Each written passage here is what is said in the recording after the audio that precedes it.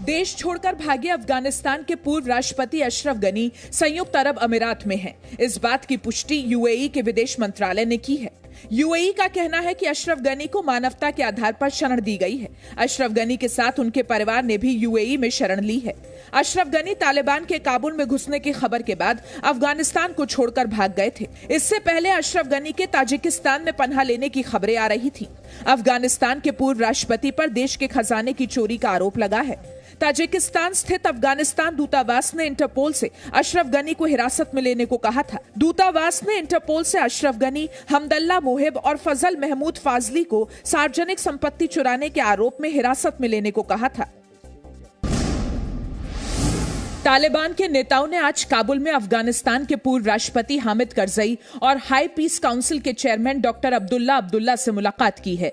इस बीच अफगानिस्तान के उपराष्ट्रपति अमरुल्लाह सालेह ने खुद को राष्ट्रपति घोषित कर दिया है। अमरुल्लाह सालेह ने कहा कि वो आखिरी दम तक तालिबान से लड़ेंगे। सालेह के इस ऐलान के बाद ताजिकिस्तान के अफगान दूतावास में अशरफ गनी की तस्वीर हटाकर अमरुल्लाह सालेह की तस्वीर लगा दी गई।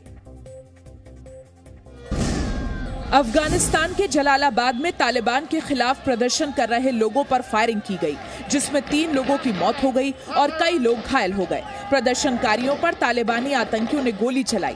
जलालाबाद, खोश्त और अजदाबाद में अफगानियों ने झंडा मार्च निकाला था, जिसमें जलालाबाद और खोश्त में उनके खिलाफ गोलीबारी की खबरें आई हैं। अफगानिस्तान के जलालाबाद और खोश्त शहर में लोग अफगानी झंडे को न बदलने की मांग को लेकर सड़कों पर उतरे थे। दिल्ली में भी अफगानी शरणार्थियों ने तालिबान के खिलाफ प्रदर्शन किया। 19 अगस्त को अफगानिस्तान का स्वतंत्रता दिवस है और दिल्ली के अफगानी दूतावास में इस बार स्वतंत्रता दिवस को लेकर कोई जश्न नहीं मनाया जाएगा। अभी देख के किसी का भी विश्वास नहीं आ जाएगा। कल का पिक्चर है और इस चीज के हम देख के कभी विश्वास नहीं हो जाते तालिबान के ऊपर कि अफगानिस्तान को आगे बढ़ा देगा।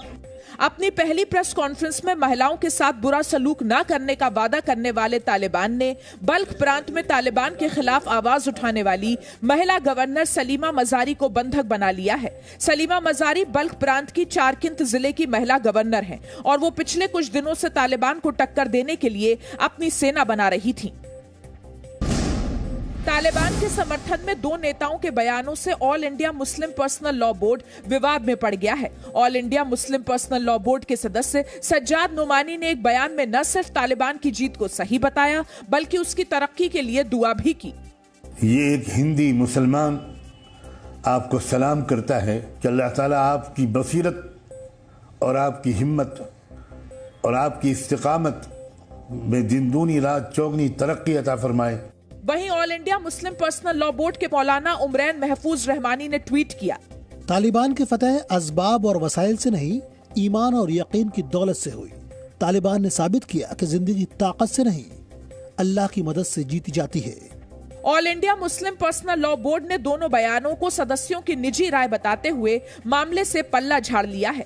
वहीं बीजेपी ने कहा कि गैर जिम्मेदाराना बयानों पर कार्रवाई जरूरी है। वंदे मातरम नहीं करते, जनगण मन नहीं करते हैं, तो निश्चित तौर से उनकी क्या मानसिकता है। मैं कह सकता हूं कि अगर वो तालिबानी की तारीफ कर रहे हैं भारत में रह करके, तो उनकी सोच भी तालिबानी है। अफगानिस्तान में तालिबानी कब्जे को जायज बताने पर यूपी में समाजवादी पार्टी सांसद शफीकुर रहमान बर्क पर देशद्रोह की धारा में एफआईआर दर्ज हुई है। शफीकुर रहमान पर तालिबान से तुलना करके भारत के स्वतंत्रता सेनानियों का अपमान करने का भी आरोप है। यदि उन्हें तालिबानियों से प्रेम है तो वह हिंदुस्तान छोड़कर अफगानिस्तान तुरंत चले जाएं। अपने पैसे से उनको मुफ्त टिकट कराकर उनको भेजने का काम मैं कर सकता हूं, यदि उनके पास पैसे नहीं है। शफीकुर रहमान पर जो धाराएं लगाई गई हैं, उनमें एक देशद्रोह की भी है।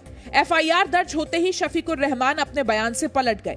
मुकदमा सच्चाई पर चलाएंगे या जो झूठा मेरे खिलाफ इल्जाम लगाया जा रहा है, ये बिल्कुल गलत है इल्जाम मेरे खिलाफ। मैंने कोई बयान ऐसा नहीं दिया। मैं ना तालिबान के साथ हूँ, मैं ना उनको अप्रिशिएट करता हूँ, ना उनसे मुझे कोई मतलब है। तालिबान को सही ठहराने पर यूपी में 2 और ऐसे मामले दर्ज हुए हैं। इन लोगों ने भी सोशल मीडिया पर वीडियो अपलोड किए थे। प्रधानमंत्री नरेंद्र मोदी 20 अगस्त को गुजरात में सोमनाथ मंदिर से जुड़ी कई परियोजनाओं का उद्घाटन और शिलान्यास करेंगे। प्रधानमंत्री शुक्रवार सुबह 11 बजे वर्चुअल कॉन्फ्रेंस के जरिए कार्यक्रम से जुड़ेंगे और परियोजनाएं समर्पित करेंगे। प्रधानमंत्री सोमनाथ के पुनर्निर्मित मंदिर परिसर का उद्घाटन करेंगे, समुद्र दर्शन पथ और सोमनाथ प्रदर्शनी का शुभारंभ करेंगे। सोमनाथ मंदिर परिसर में पार्वती माता मंदिर की नींव रखेंगे। सोमनाथ मंदिर से जुड़े प्रोजेक्ट केंद्र सरकार की प्रसाद योजना के तहत 47 करोड़ रुपए की लागत से पूरे हुए हैं। प्रधानमंत्री सोमनाथ मंदिर ट्रस्ट के अध्यक्ष हैं। कार्यक्रम में गृह मंत्री अमित शाह और गुजरात के मुख्यमंत्री विजय रूपानी भी शामिल होंगे। उत्तर प्रदेश सरकार ने स्कूल खोलने को लेकर बड़ा फैसला लिया है। 6वीं से 8वीं कक्षा की ऑफलाइन क्लास 23 अगस्त से शुरू होंगी। वहीं पहली से 5वीं कक्षा की क्लासेस 1 सितंबर से शुरू होंगी।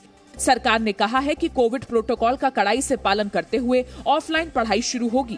बेसिक शिक्षा विभाग कोविड-19 प्रोटोकॉल के मुताबिक गाइडलाइंस जारी करेगा। उत्तर प्रदेश में 16 अगस्त से ही माध्यमिक, उच्च और व्यावसायिक शिक्षण संस्थानों में 50% क्षमता के साथ क्लासेस शुरू हो गई हैं। Chief justice of India NV Ramana की अध्यक्षता वाले कॉलेजियम ने सुप्रीम कोर्ट के लिए 9 नए जजों के नाम की सिफारिश कर दी है। इनमें 3 महिला जजों के नाम हैं। कॉलेजियम की ओर से दिए गए नामों में 4 हाईकोर्ट के चीफ जस्टिस हैं। जस्टिस नरीमन और जस्टिस नवीन सिन्हा के रिटायरमेंट के बाद सुप्रीम कोर्ट में जजों की संख्या 24 रह गई है। 9 नाम मंजूर हुए तो ये संख्या 33 हो जाएगी। तत्कालीन चीफ जस्टिस रंजन गोगोई के 19 मार्च 2019 को रिटायरमेंट के बाद से सुप्रीम कोर्ट में किसी नए जज की नियुक्ति नहीं हुई है।